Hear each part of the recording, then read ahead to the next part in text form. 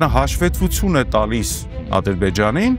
որ ես պարտավորվածությունս կատարում եմ, պարարտ միջավայր ոչ միայն ինտերվենցիայի համար, այլ պարարտ միջավայր, որտեղ որ դիմակայելու ռեսուրս ուղղակիորեն չկա։ Ես նույնիսկ կարծում եմ, որ այդպիսի վերլուծականներ նրա սեղանին դրվում են։ Նրան պետք է հակասությունների եւ մարտի որոշակի դաշտ։ Նրա ամբողջ հաշվարկը 3 հանգամանքների վրա է 26 թվականի առումով։ Եթե մեզ թվում է 1 տարին քաղաքական տրամաբանության պատրաստվելու երկար ժամանակ է, մեր օրերում ժամանակը կարճացել է, իրադարձությունները շատ արագ են զարգանում։ Փաշինյանը ունի գործնելու ամեն ինչ։ Դուք բոլոր հյուրերին եք այսպիսի բարձ հարցեր տալիս։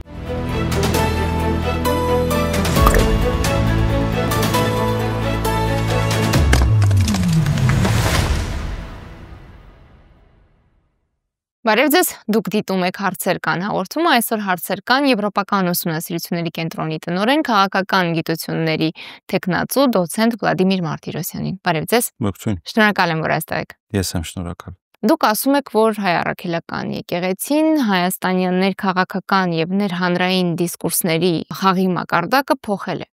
Եվ նաև նշում եք, որ եկեղեցին միջազգային հարթակներում Փաշինյանից կտրականապես տարբերվող դիրքորոշումներ է ներկայացնում։ Փաշինյանը բաց պատերազմ է հայտարարել եկեղեցուն,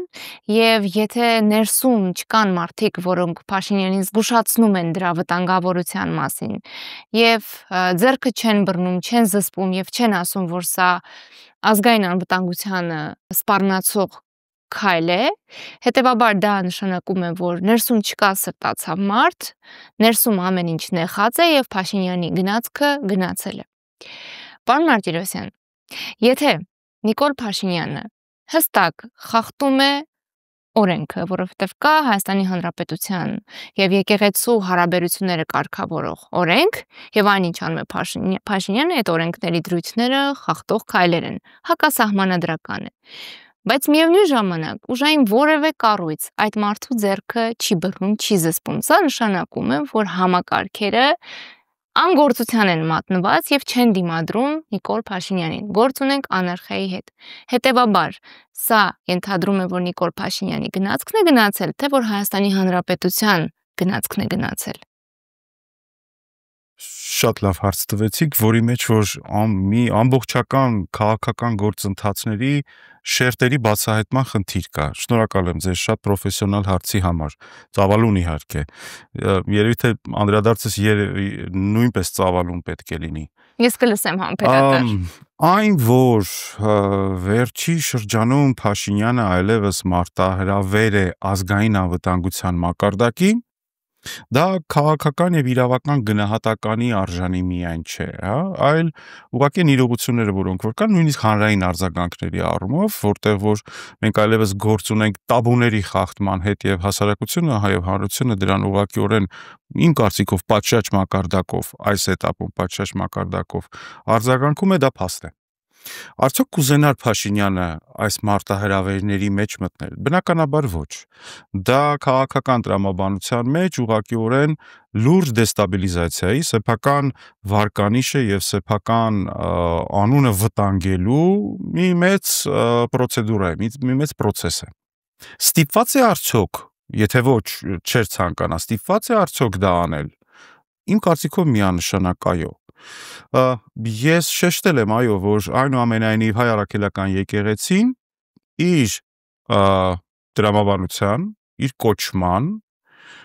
եւ նաեւ իր ֆունկցիոնալության տրամաբանության մեջ, որը որ ոչ միշտ է որ կարելի է սևացնել քաղաքականով, այո, հանձնառություն է վերցրել իր միջավայրերում, դրանք միջազգային հոգեվոր միջավայրերն են, հարթակներն են,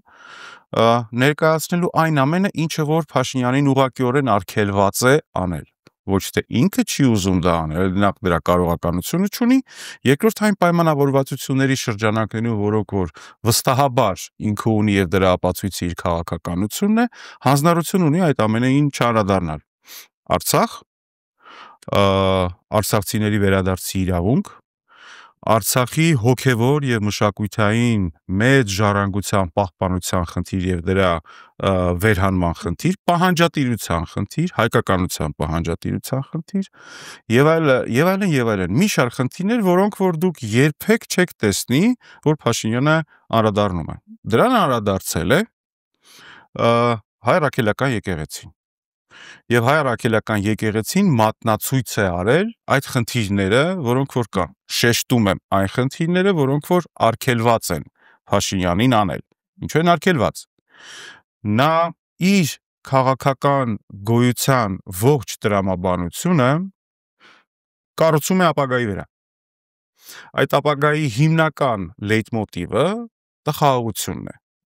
որը որ կարող է բերել բացառապես կարծես թե ճակերտների մեջ ինքը եւ դա առաջարկում է որպես առաջիկա ընտրությունների կամ իր քաղաքական գոյապահպանության հիմնական հաղթաթուղթ։ Դա չկա առայժմ խաղաղությունը ուղղակիորեն գոյություն չունի եւ ամենավատ խնդիրներից մեկը նա է, որ նա ամբողջական կախվածության մեջ է գտնվում իր քաղաքական ծրագրավորման մեջ խաղաղությունից որպես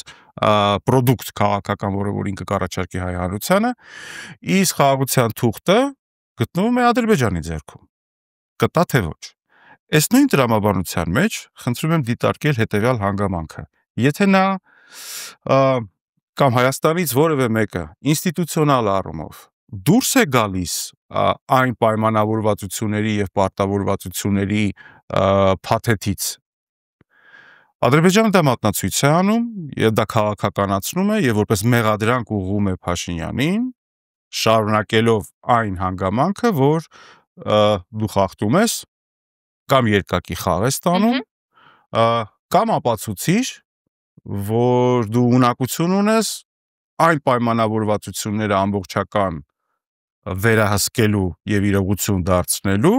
որը որ խոսման մակարդակով տվել ես եւ պարտավորվածություն է ստանձնել։ Դրա մեջ մտցնելով նաեւ հայ առաքելական եկեղեցու վարքաբանությունը։ Քաղաքականացված թե ոչ քաղաքականացված, կարծում եմ դրա մեջ կխորանանք։ Եվ վերջի շրջանի այդ Փաշինյանի շատ ներվային, շատ սիստեմատիկ բնույթի մարտահրավերները հայ առաքելական եկեղեցու, այդ կուսակրոնության հանգամանքը խնդրում եմ դիտարկեք որպես գործիք,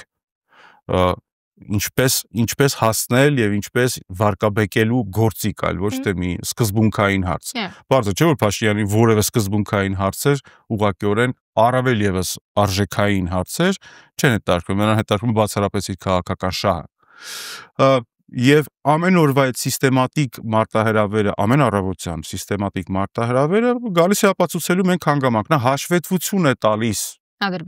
Ադրբեջանին, որ ես պարտավորվածությունս կատարում եմ իջեցնել եւ համահարթեցնել ողջ հայաստանյան քաղաքական բնույթը եւ հանգամանքը միայն թե ես կարողանամ ունենալ այն փաստաթուղթը, որը որ կտա իմ վերարտադրության հնարավորություն։ Ձեր խիտ պատասխանին փորձեցի տալ եւս որոշակի առումով խիտ պատասխան, որպեսզի ամբողջ այս process-ի քաղաքական բնույթը, քաղաքական միջուկը, հասկանալի լինի։ Ինչու, որովհետեւ այդ քաղաքական միջուկից դուրս մենք խոսում ենք ամեն բանի մասին։ Բայց քաղաքական միջուկը այնուամենայնիվ մնում է պարտավորությունների, պարտավորվածությունների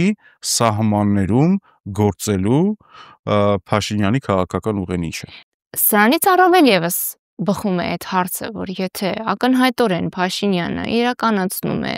պատվեր եւ հաշվետվություն է ներկայացնում թշնամական երկրի, ապա ուժային համակարգը ինչու չի արձանագրում եւ չի արձագանքում։ Ես վերջի շրջանում այն մարդն եմ, ով որ հստակ այդ հարցը բարձրացնում է, հասկանալով, թե ինչ խորը խնդիրների մեջ է գտնվում առհասարակ պետության քաղաքական համակարգը, պետական համակարգը, կառավարչական համակարգը,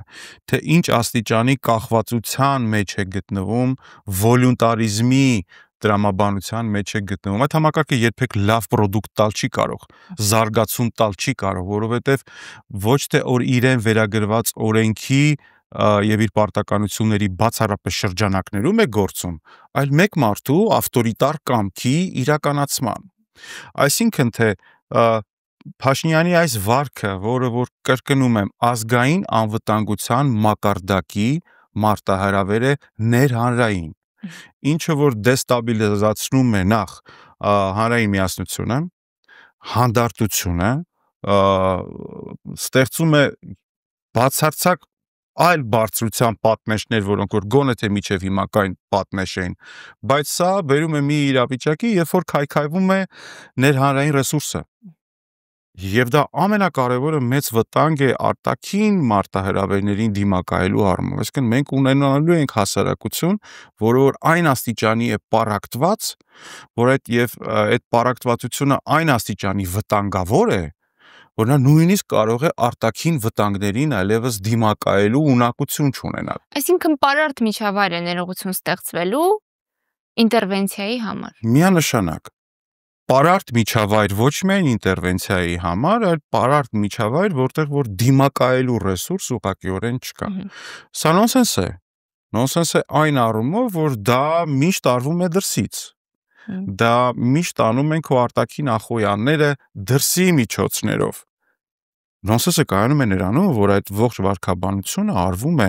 պետության համար առաջին քաղաքական դեմքի մակարդակով, դաշղարշելով շատ տարբեր երևույթներով։ Եվ սա չգնահատել որպես ազգային անվտանգության մակարդակի, բարձր մակարդակի հարց, շատ դժվար է։ Ես վստահ եմ, որ ազգային անվտանգության ծառայությունը ունի նաև վերլուծական որոշակի գործառույթներ եւ պարտավորվածություններ։ Այդ վերլուծականներում չի կարող ուղղակիորեն տեղ չգտնել այսպիսի վարքաբանության եւ այսպիսի մարտահրավերների եզրակացությունները եւ վերլուծականը թե սա ինչի կարող է հանգեցնել։ Ես նույնիսկ կարծում եմ, որ այդպիսի վերլուծականներ նրա սեղանին դրվում են, պետք է որ դրվեն։ Եվ եթե պետության ղեկավարը այդ վերլուծականները ամբողջությամբ իգնոր է անում եւ առաջնորդվում է բացառապես իր սեփական, ոչ թե քաղաքական միայն, այլ սեփական անվտանգային եւ ֆիզիկական անվտանգային եւ քաղաքական շահերով, չգնահատել նրա վարքը որպես ազգային անվտանգության մակարդակի մարտահրավեր ուղղակիորեն հնարավոր չէ։ Գալով ձեր երկրորդ հարցին, որը որ վերաբերվում էր այսօք այդ պետական համակարգում նրա ձեռքը բռնող չկա։ Նա ինքն է ձևավորել այնպիսի համակարգ, որտեղ որ փաստացի ձեռքը չբռնի որևէ adekvat մարդ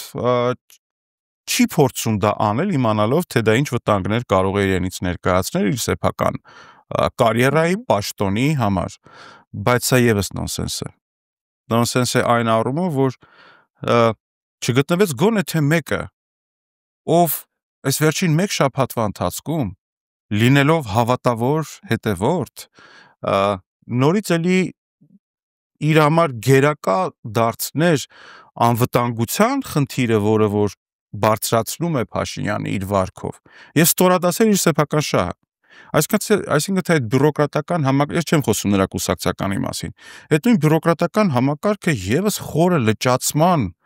եւ ձեռքով կառավարման ռեժիմի մեջ է գտնվում։ Մոռացեք, որ այդպիսի բյուրոկրատական համակարգը կարող է հավելյալ արժեք ստեղծել կամ էֆեկտիվ կառավարում իրականացնել, եթե այդ աստիճանի կախված է համար առաջին քաղաքական դեմքի վոլյունտարիզմից եւ քաղաքական կամքից։ Սա նորից էլի մասնագիտական եւ քաղաքագիտական տեսանկյունից եմ ասում, սա ուղղակի բնորոշում է թե մեր կառավարման որակն ինչպիսին է, մեր բյուրոկրատական համակարգի հավելյալ արժեք ստեղծելու ձգտումներն ինչպիսին են եւ նաեւ մասնագիտական որակները ինչպիսին են։ Պարոն Մարտիրոսյան, տեսեք, կա գնահատական, որ Նիկոլ Փաշինյանը այս ամբողջ ընթացքում ներքաղաքական քայլերի հարցում ուղղորդվել է համապատասխան կենտրոններից, դեսպանատներից, կենտրոններից եւ ընդհանուր առմամբ գուցե նաեւ դա է երաշխիքը եղել, որ այս ընթացքում գլոբալ առումով չի սխալվել, գուցե սայթակել է, բայց չի սխալվել, որովհետեւ դեռ իշխանության է։ Հիմա դուք ասում եք, որ շատ մեծ է հավանականությունը, որ այս հաշվարկներում սխալվել է։ Սխալվել են կենտրոնները, որոնք ուղղորդում են Փաշինյանին։ Ինչը էս փուլում այն չէ։ Գիտեք ինչ, նորից էլի շնորհակալություն շատ լավ հարցի համար։ Հետևելով այս ամենին, ես կարծում եմ, որ Փաշինյանային աստիճանի է մաշել իր ռեսուրսը, իր քաղաքական առաջարկների ռեսուրսը։ Այնուամենայնիվ, այս Ադրբեջանի առաջ հաշվետվողականության խնդրագրի ռեժիմի մեջ մնալու ռեսուրսը փաստացի կոծկել հնարավոր չէ, որ Հայաստանում տարվող քաղաքականությունը վարչապետի մակարդակով գեր-պրոադրբեջանական է, գեր-պրոթուրքական է, եւ այդ ամեն ինչը ուղղակի պոպուլիզմով այլևս կոծկել հնարավոր չի լինում, հա, եւ դրա ապացույցը այն հանգամանքն է, որ այո, դա առայժմ իշխանության է, եւ մյուս ապացույցը նրա քաղաքական վարկանիշը վերջի գոնե թե 1 տարվա ընթացքում, 1.5 տարվա ընթացքում որևէ շարժ չի գրանցում եւ գտնում է պատմական մինիմումի վրա։ Քաղաքական առումով ասեմ, որ այդ մինիմումը յուրաքանչյուր քաղաքական գործչի համար, ով որ ունի վարչական ռեսուրսներ, ով որ փաստացի գտնվում է իշխանության, ցածրագույնն է։ Դրանից ներքև ուղղակիորեն չի լինելու։ Եվ այդ ցածր հորիզոնականը բավականին երկար ժամանակ է պահպանվում։ Իսկ մյուս խնդիրը հետևյալն է, որևէ քաղաքական վարժություն եւ որևէ քաղաքական առաջարկ, որևէ նույնիսկ պոպուլիստական առաջարկ, որևէ փոփոխության չի բերում նրա վարկանիշի բարձրացման առումով։ Խնդրում եմ չխառնել վարկանիշի բարձրացումը եւ ընտրական գործընթացը։ Դրանք շատ տարբեր բաներ են։ Եվ նա փորձում է գտնել վարժություններ, որ ինչ որ շարժ ապահովի, ինչ որ նոր բան ապահովի։ Գումարած դրան, նա չի գործում ազատ դաշտում քաղաքական մրցակցության տեսանկյունից։ Մենք գոնե թե տեսնում ենք, թե ինչ աստիճանի են բարձրացել էֆեկտիվությունը նրա այդպիսի քայլերը քննադատելու, դրանց հետ չհամաձայնվելու, դրանց նույնիսկ հանրային չհամաձայնության ծավալ տալու առումով, այսինքն ինքը գտնվում է այստեղ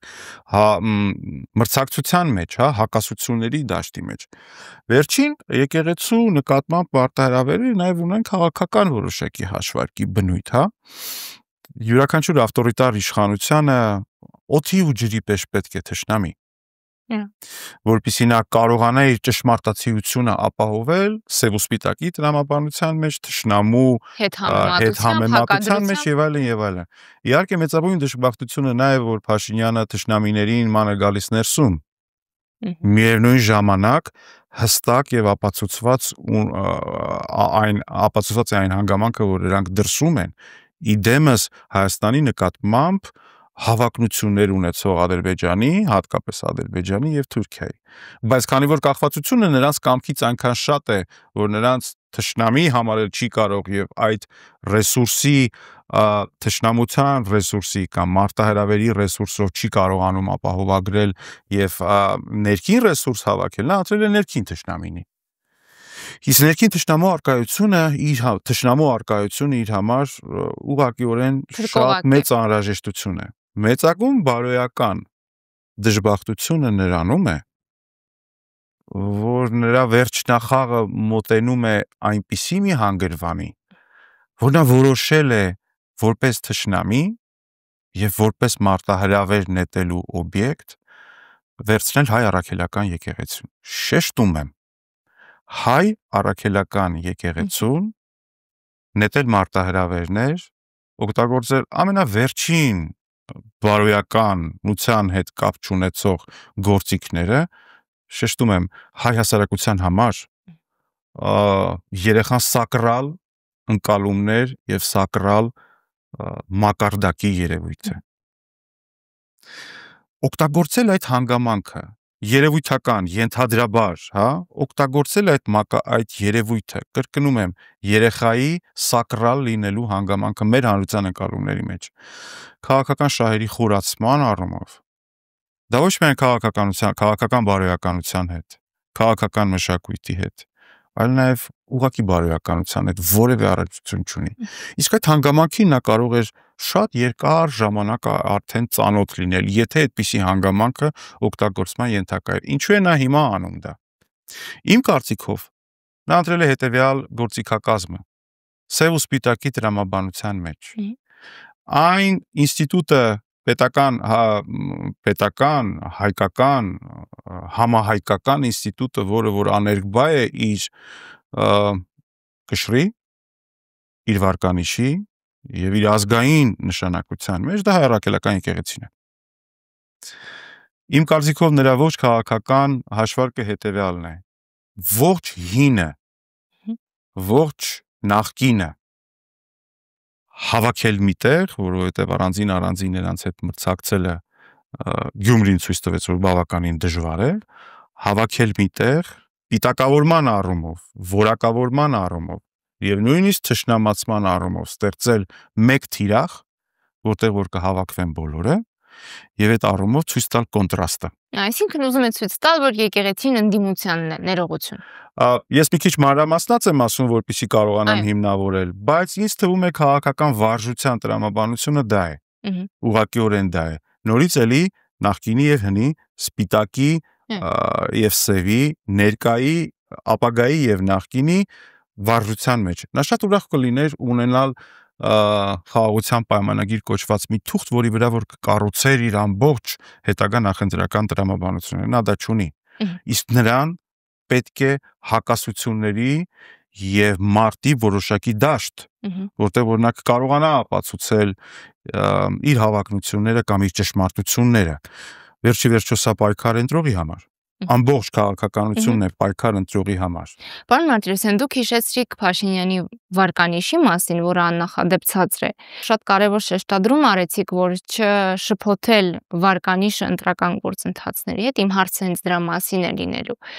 Փաշինյանի վարկանիշը ցածր է, բայց մյուս հարցն այն է, որ չկա մի քաղաքական ուժ, որի վարկանիշը այնքան բարձր լինի, որ որպես մեկ ուժ կարողանա հաղթել Նիկոլ Փաշինյանին։ Հետևաբար, այդպիսի վարկանիշով եւ քաղաքական այսպիսի կոնյունկտուրայով 26 թվականի ընտրությունը կամ մեկ էլ տեսակ արտահերտ ընտրությունը ինչ հանգուցալուծում է ունենալու։ Ես դա չեմ կանխատեսի Դա անշնորհակալ գործ է, հասկացանք։ Բացի անշնորհակալ գործից, ոչ ճշգրիտ գործ է նախ։ Իսկ քաղաքագիտությունը ճշգրիտ գիտություն է ինչ որ առումով։ Այո, մենք ունենք այդ հանգամանքը եւ այդ հանգամանքը բավականին երկար ժամանակ է ինչ գործում է։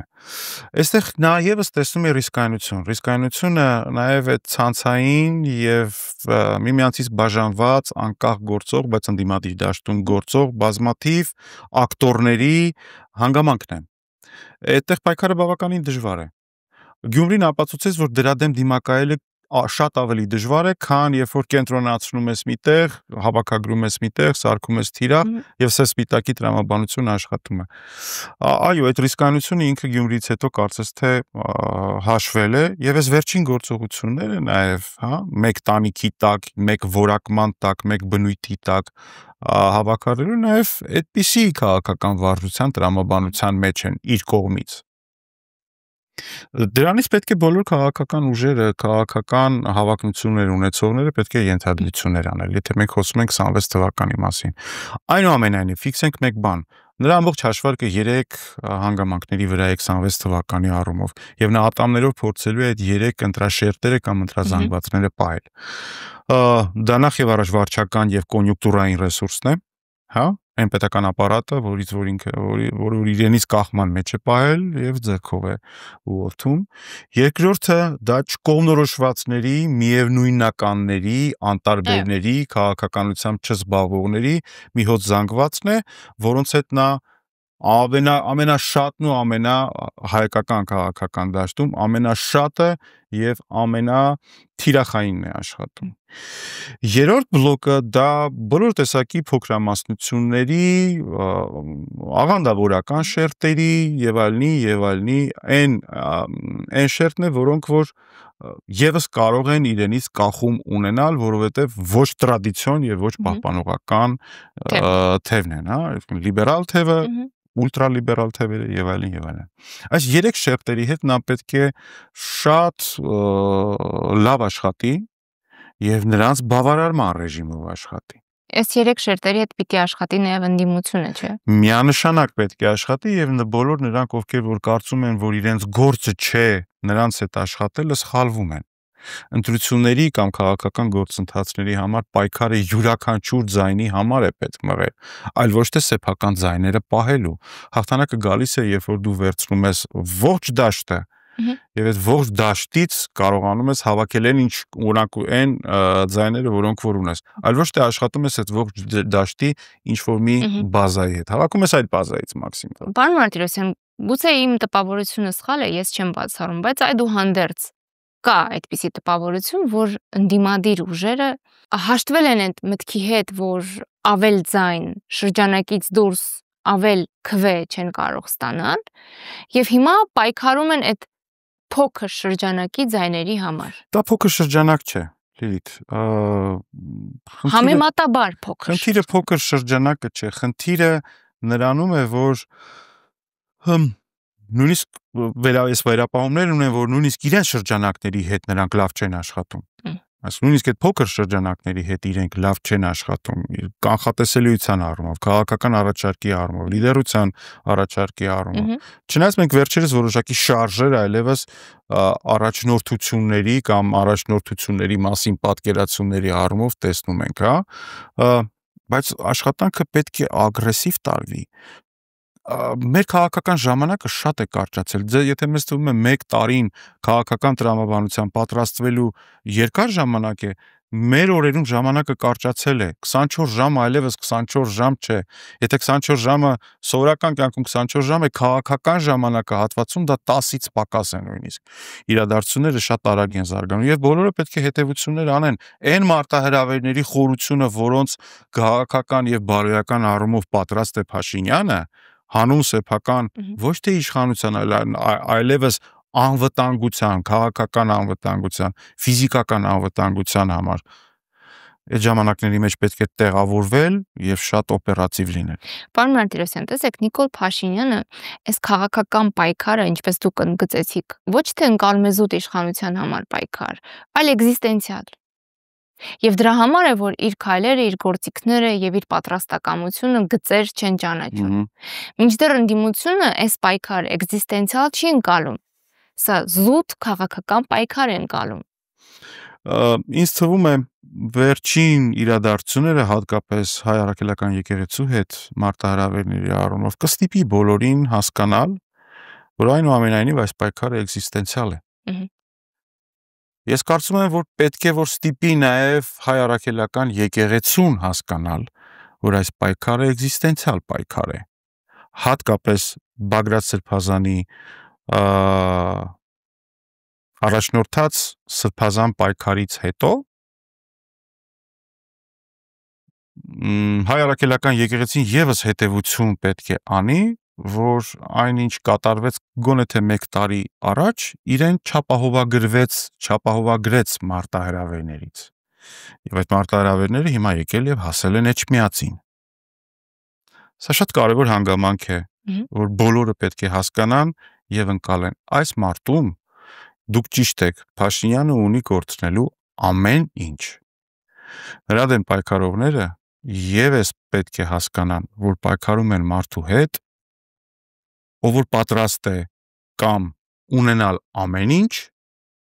տոտալ առումով եւ վերահսկել ամեն ինչ կամ կորցնել ամեն ինչ։ Եվ այդ մարտահրավերը ուղղակիորեն պետք է ընդունել եւ մտնել պայքարի մեջ։ Որ մեթոդաբանությամբ կլինի դա ընտրություն, կլինի դա impeachment, կլինի դա այլ երևույթներ, բայց մարտահրավերները պարտադիր պետք է ընդունել եւ որ րոպեին որ այս մարտի մեջ մարտահրավեր նետողը կլինի ոչ թե Փաշինյանը, այլ հավաքական ընդդիմությունը կամ առանձնացած ընդդիմությունը, առաջին համարով խաղացող, ես դրա համար եմ ասում, որ Փաշինյանի գնացքը արդեն գնացած կլինի։ Մենք կարծում եմ, որ գտնվում ենք այդ եզրագծին այլևս։ Impeachment-ին անդրադարձակ, ակնարկեցիք։ Դուք նշում եք, որ այլևս այս պայմաններում ոչ թե պիտի դիտարկել դրա հավանական եւ անհավանական լինելը, այլ այդ գործընթացը պիտի դիտարկել must do-ի, այսինքն պարտադիր անելիքի տրամաբանության մեջ։ Այդ դեպքում ինչն է կաշկանդում ընդդիմության մեծ թևին այդ օրակարգին ընթառաջ գնալ։ Դուք ուզում եք ես մտնեմ կոնյունկտուրային շերտերի մեջ, որի մեջ որ ես չեմ ուզենա մտնել։ Կաշկանդում է հավատը, կաշկանդում է չվստահությունը, կաշկանդում է քաղաքական մրցակցությունը, կաշկանդում է մի շատ հանգամանքներ, շատ հանգամանքներ։ Բաց խոսենք, հա, երկրորդ եւ երրորդ նախագահի միջև խնդիրներն առկա են։ Դրանց մասին գոնե թե նույնիսկ իրենք խոսում են, որ այդպիսի երևույթ կա։ Պատկերացումների առումով, հա, քաղաքական գործընթացների տրամաբանության առումով, դրանց շարադրման առումով, դրանք հողի վրա կանգնացնելու առումով։ Մազդուն չի վերաբերվում նրան, որ Մազդուն վերաբերում է գործիքի առկայությանը, որը որ պարտադիր պետք է լինի։ Ես հիմնավորեմ հետևյալ կերպ։ Հավատացեք, impeachment-ի գործընթացից կախվածություն ունեցող դա իրողություն կդառնա, թե չի դառնա, յուրաքանչյուր քաղաքական լիդերի վարքաբանությունը փոխվում է։ Դրա ապացույցը Միացյալ Նահանգների impeachment-ների պատմությունն է, Բիլ Քլինտոնից մինչև Տրամփ եւ այլն եւ այլն։ Այսինքն մարդ, ով որ տեսնում է, որ իր քաղաքական կուրսի նկատմամբ կա գործում գործիք, որը որ կարող է կասեցնել այդ քաղաքական կուրսը, նա այդ քաղաքական կուրսի մեջ շատ ավելի կոռեկտ է լինում։ Շատ ավելի ոչ կաշկանդված է լինում, հանդուգն է լինում։ Ես բերել եմ նույնիսկ քաղաքական գիլյոտինի օրինակը, որ ազգային ժողովում կամ դա չկա ուղղակիորեն գիլյոտինի տեսքով, անկախ նրանից թե դա երբ կկիրառվի, հա? Կամ կա։ Երբ որ այդ գիլյոտինը ուղղակիորեն այդ սրահում առկա է, նրանք ովքեր որ պոտենցիալ վտանգ են տեսնում այդ գիլյոտինից, իրենց քաղաքական վարքաբանության մեջ լինում են լրիվ այլ։ Բացարձակապես այլ։ Ինչպես կձևավորվի process-ը, հա? Դա այլ խնդիր է։ Ինչպես կմիավորվեն, կհամաձայնվեն, թե չեն համաձայնվի, դա այլ խնդիր է։ Մեկ այլ հանգամանք։ Մենք գործում ենք խորհրդարանական կառավարման համակարգում։ Խորհրդարանական կառավարման համակարգում բոլոր քաղաքական կուսակցությունների must do-ն պետք է լինի ոչ թե իրար հետ բացի իրար հետ մրցակցելուց, նաև իրար հետ պայմանավորվելու քաղաքական մշակույթը։ Առավել եւս, որ մենք առաջիկայում մտնելու ենք այդ ռեժիմի մեջ, պարզ է, որ 50+ որևէ քաղաքական ուժ, եւ դա նորմալ է, որ պարլամենտական համակարգում այդպես չի լինում, չի հավաքելու, նրանք պետք է սովորեն այն քաղաքական մշակույթը, որ այնուամենայնիվ միմյանց հետ պայմանավորվել է պետք։ Սեփական շահերը ստորադասել, հանուն քաղաքական հասարակության քաղաքական եւ հանրային շահի պայմանավորվելի ունակություններ պետք է ձեռք բերվի։ Եվ սա շատ լավ քաղաքական մշակույթ է, ինչը որ մեր մոտ հուսով եմ, որ առաջիկայում նաեւ կզարգանա։ Շնորհակալ եմ եւ վերջում պարոն Մարտիրոսյան, դուք ասում եք, որ եկեղեցուն ուղղված ցանկացած մարտահրավեր դուք համարում եք անձնական։ Անկեղծ ասած վերջին օրերին տրամադրությունը որքան որ հնարավոր էր սիրողական աչքով չափել, խոստումնալից է։ Հանրությունը անտարբեր չէ, մեղմ ասած անտարբեր չէ կատարվողի հանդեպ եւ կարծում եմ, որ շատերն են համարում դա խիստ անձնական հարց։ Բայց մի վտանգավոր դրվագի մասին եմ ուզում խոսել։ Կարծեմ 3 էր հանրային հեռուստաընկերությունը հրավիրել էր մի դերասանուհու, անունը կարևոր չէ եւ անկեղծ ասած չեմ էլ ճանաչում այդ կնոջը, բայց շատ լավ հիշում եմ այդ հաղորդումը վարողի մեկնաբանությունը, որ այս անգամ ոչ թե քաղաքական գործ չի ենք հրավիրել, այլ մշակութային գործ չի։ Ներողություն բոլոր նրանք, ովքեր իրապես մշակութային գործիչ են, իրենք փորձում են հանրության տարբեր շերտերի իրենց համար ընկալելի մարդկանց դեմքերով մեսիջ հասցնել, որ Փաշինյանը ճիշտ է, դուք այ մյուսներին մի լսեք։ Հիմա այս պայքարում հանրային այն գործիչները, որոնք ունեն մեծ լսարան, որոնք ունեն ասելիք, ինչպես պիտի արտահայտեն այդ ասելիքը, որ ավելի ու ավելի շատ մարդու իրենց օրինակով համոզեն, որ եկեղեցու հանդեպ կատարվողը անձնական հարց է եւ պատրաստ լինեն գետնի վրա իրենց սկզբունքները պաշտպանել։ Լիլ, դուք բոլոր հյուրերին եք այսպիսի բարձ հարցեր տալիս։ Ձեզ հատկապես ներողություն։ Այո, ես նշել եմ, որ սա անձնական հարց է։ Այո, ես նշել եմ անձնականը եւ ընդգծել եմ դա ազնիվ լինելով եւ հասկացնելով, որ սա պատնեշ է, սա կարմիր գիծ է։ Նշել եմ իմ պատասխանատվության չափաբաժինը այս ամենը կասեցնելու համար, թույլ չտալու համար։ Նշել եմ հասկացնելու համար, որ րոպեին, որ մենք մարտահրավեր ենք նետում պետության հենասյուներին այլևս, դրանք այլ հենասյուներով փոխարինելու հնարավորություն ուղղակիորեն չի լինում, որովհետև այդ հենասյուները հարյուրամյակների արդյունքում են դարձել հենասյուն։ Հայ առաքելական եկեղեցին այդպիսի հենասյուն է։ Հայ առաքելական եկեղեցին հակաթորների տրամաբանություններ տեսել է։ Իսկ այն ինչ որ այսօր անում է Փաշինյանը, դա հակաթոր կաթողիկոսության տրամաբանություն է, եթե չգիտեն, թող կարելի է նայել, հա։ Այո, նշել են, որ Գարեգին բն մինչ իր երկրային կյանքի ավարտը, մինչ իր հոգևոր ծառայության ավարտը պետք է մնա կաթողիկոս, որովհետև դա հենասյուն է, որ պետք է մնա։ Եվ այդպիսի մարտահրավերները, որ պետք է չմնան, դարերի ընթացքում հայ առաքելական եկեղեցու նկատմամբ արվել են թշնամական դրսից, այլ ոչ թե ներսից։ Եվ դա պաշտպանություն է, որը որ պետք է իրականացնել։ Ինչու՞։ Որովհետև եթե մենք այդ պաշտպանության պատնեշները հանում ենք, վերացման ենթակա է դառնում ամենը։ Նորից հղում անեմ այդ հակաթորի տրամաբանությանը։ Դա մեծ մարտահրավեր է, դա ջարդում է հենասյունը, դա կոտրում է տրադիցիոնալիզմը, դա թուլացնում է հայ առաքելական եկեղեցու հայապահպան, հոգևոր պահպանության, ինչը որ այսօրվա սպառող հասարակության համար կարող է շատ կարևոր չլինել, բայց նույնիսկ այդ հասարակությունը սպառողական է եւ գործում է իր մշակութային, իր տրամաբանության եւ իր կենցաղային տրամաբանության մեջ ազատ հանգիստ, որովհետեւ դրա տակը հենասյունն է, որի վրա որ ինքը կարողանում է այդպես արագ գործել, դա հանես, նա այլևս եւս չի լինի։ Կամ շատ պատկերավոր ասեմ, այդ կենցաղային հասարակությունը կսկսի սպառել օտարը, թուրքականը, վատը, ինչը ժամանակի ընթացքում կձևախեղի, կփոխի այն հանրությունը եւ այն գերակայությունները ունեցող հասարակությանը, որը որ այսօր կա։ Եվ ես դրա գոյության, դրա ամրացման համար եմ եւ կռիվ տալիս, եւ պայքարում, եւ աշխատում։ Պայքար հենասյուների համար, դա պետք է լինի յուրաքանչյուր այն հայ մարդու առաքելությունը, որը որ իր տան, իր հողի, իր երեխաների, իր նախնիների առջև պարտավորություն ունի։ Եվ այս պետությունը ուզում է փոխանցել իր հաջորդներին, որովհետև նաև իրեն են փոխանցել։ Սա շատ կարևոր հանգամանք է հասկանալու համար, որ քաղաքականությունը դա գործիք է, այլ ոչ թե նպատակ։ Գործիք է քո արժեքների, քո նպատակների, քո երազանքներին հասնելու համար։ Եվ յուրաքանչյուր մարդ, ով որ ունի արժեքային համակարգ, այլ ոչ թե մանիպուլյացիոն լավ ունակություններ, սա պետք է հասկանա ու ընդգծի իր համար։ Հայ առաքելական եկեղեցին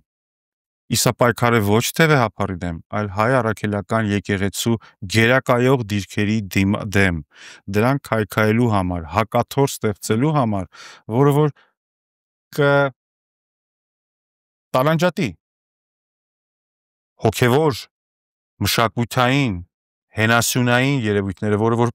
իր խարիսխի տակ է պահում հայ առաքելական եկեղեցին։ Քաղաքական առումով մենք տարանջատված ենք։